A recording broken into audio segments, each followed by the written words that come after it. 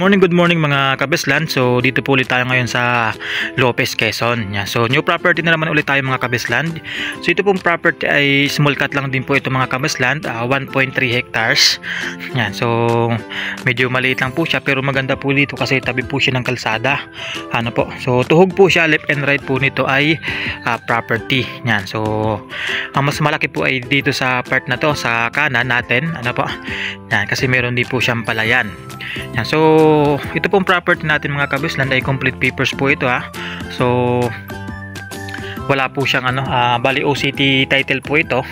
Then buhay po yung may-ari. Yan. So and nakabayad na rin po sa mga taxes, updated po yan sa amilyar, kompleto po siya. So wala pong problema sa papers. Yan, kaya napakaganda po nito mga kabislan kahit na ito po ay maliit lang po na property. Yan, so maganda po at kasi accessible din po siya. So pasok na pasok po yung sasakyan. So from town proper po so simula po dito sa kinatatayuan natin sa property, magdadrive lang po kayo sa town proper ng 20 to 25 minutes niyan. So maganda naman po yung kalsada kasi wala po kayong dadaanan na rough road so ganito po siya, cemented po talaga yung dadaanan. So from Manila naman po so magdadrive lang naman po kayo ng mga 6 hours. Yan, so andito na kayo sa property. So mapapansin niyo mga kabeslan, so puro saging po ang tanim dito, karamihan. Makita po ninyo so meron pong ganito, American banana. So halo na po dito American banana, may mga namumunga na din, tapos may mga saba. Po. So estimated po nito ng mga saging po is nasa 500 na puno po ng saging. Po. Yan, sobrang ganda po dito. Then ito po siya meron po siyang kasamang puno na malaki. Yan, ito po yung maligang o basyad po kung sa Quezon province ang tawag. Yan, ito po siya, napakalaking puno niyan mga kabeslan. And sobrang dami po niyan mamunga. Po. Then ito po kasama pa po ito mga kabeslan sa property.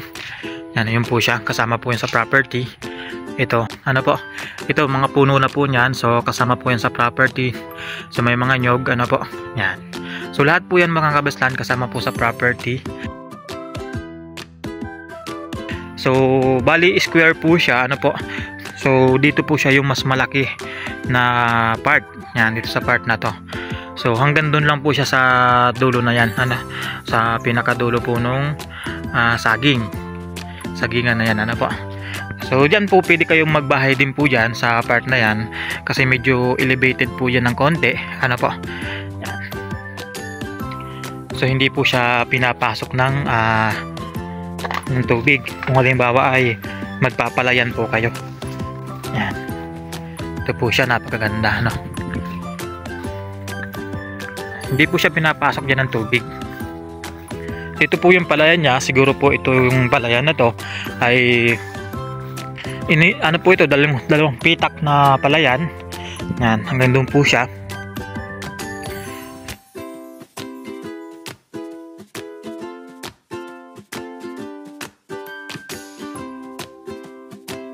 Yan. So medyo madamo lang po talaga dito kasi di na rin po naasikaso ng may-ari kasi medyo may edad na rin po Yan po siya. So may mga puno din po ng niyog, may santol, mga saging. Yan. So may guyaba guyaba, avocado. Itong malaki na po ito, avocado po yan. May mangga, po. Yan. So yan po yung property mga kabeslan So kung gusto po ninyo yung ganitong klase ng property, ito po ay malapit lang po dun sa property na pinuntahan namin kanina na 1.6 hectares. Yan, malapit lang din po ito doon. Yan po yung malaking puno po ng ng maligang o yung basyad kung tawagin sa Quezon. Po. Tagalog po kasi yung maligang. Po, yung medyo maasim na matamis. Yan. Yan po siya yung kabuuan po niya, puro saging po yan. Po. So hanggang po yung property po ay hanggang doon po sa malaking puno na to. Po. So kasako pa po itong malaking area na to. Po. Kaya maganda po siya. So isa po ito sa mga pinakamalinis na papel na nakita ko po na nagbebenta ng property. So wala kayong po problemahin sa papel. So medyo may edad lang po talaga yung may-ari. Kaya binibenta po itong property. So ito pong property ay binibenta po ng 700,000 din. Ano po? Napaka mura lang din po niyan. Ano po? Yan. So kaya kung kayo po ay gusto po ninyo ng farm lot na accessible po sa daan, tabi ng kalsada, yan, ito po bagay na bagay po ito sa inyo. So puntahan naman po natin yung kabilang kalsada. So ito po yung itsura ano po ng kabilang kalsada. Yan. So ito po ay taniman din po ng gulay. Yan, may mga talong pa po sila dito. Kaso ay siyempre pagkatapos ng ma-harvest, may edad na po yung talong. Yan. So talagang normally tutubuan po yun ng mga damuhan na po niyan. So yan, kompleto pa po din yan. May mga saging po yan. Tapos may malaking puno din po siya ng mangga. And yun, bali dalawang puno po ng basyad o ng maligang na malaki. Dalawa po yan dito. Kaya sulit na sulit po yan. Pag nagbubunga po yan, napakaganda. So hanggang dito po yung property mga kabesland sa malaking puno na to ng ito. Hanggang dito po yung property. Papunta dito, papunta pa po siya doon. Nakita po ninyo yung itong na to, pilapil na to. Hanggang dyan po yan dito sa part na to. Po. So ito po ay nagdasig lang po siya hanggang dito lang, hanggang dapat dito lang siya yung basig. Po. So napakaganda po niyan. So kung makikita po ninyo, hanggang sama pa po yan, yung lugar na yan, kasama po siya. Ito yung tuhog po niya, kasama po yan, malaking puno na yan. So yan po ay bulak. Ito, po, bulak po yan. So medyo makulimlim po talaga ngayon ang panahon, kaya pasensya na po kung medyo malabo po yung camera natin. Po. Yan.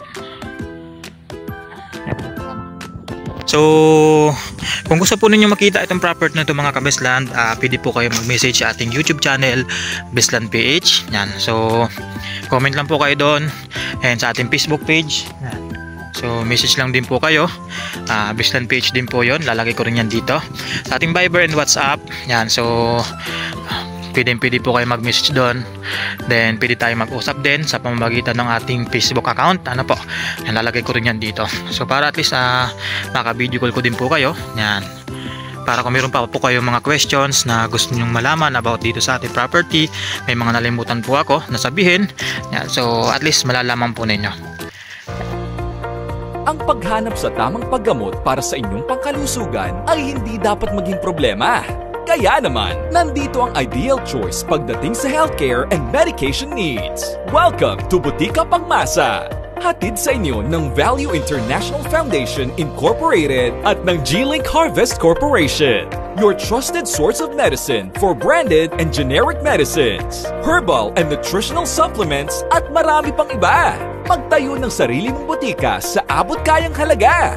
Mura at dekalidad na produkto na pasok sa inyong negosyo. Hindi lang yan! Meron tayong team of experts and professionals na handang magbigay ng komprehensibong gabay sa pagtayo ng sarili mong butika. Pinadali ang proseso para sa'yo. Dito ka na sa dekalidad at garantisado. G-Link Victorious Pharmacy. Ano pang hinihintay mo? Mag-inquire na!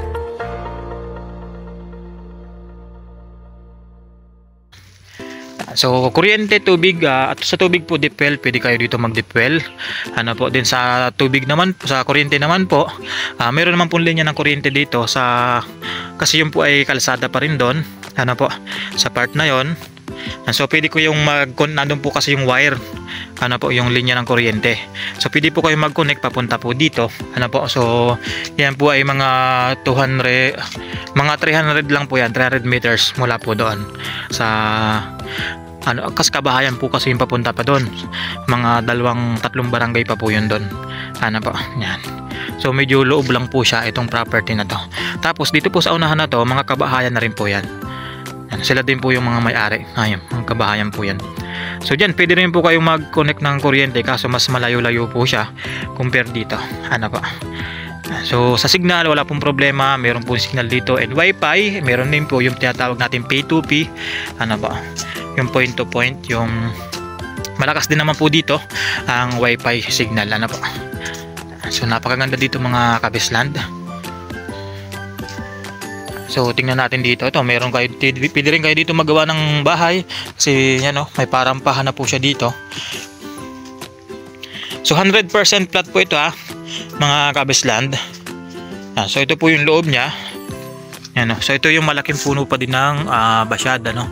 Makita po ninyo, malaking puno yan. So hanggang dito lang po siya sa part na to. Yung daan na yan. Ano po? Hanggang dyan lang siya. Tapos ito po yung malaking puno ng mangga. Yan. May puno pa rin po ng santol doon. Ano po? So purely sagingan po siya mga kabisland. Makita po ninyo. So hanggang dito na lang po tayo mga kabisland. So message lang po kayo kung meron kayong mga inquiries. Ano po? So God bless po sa lahat. God bless po. Ingat po palagi. Bye bye.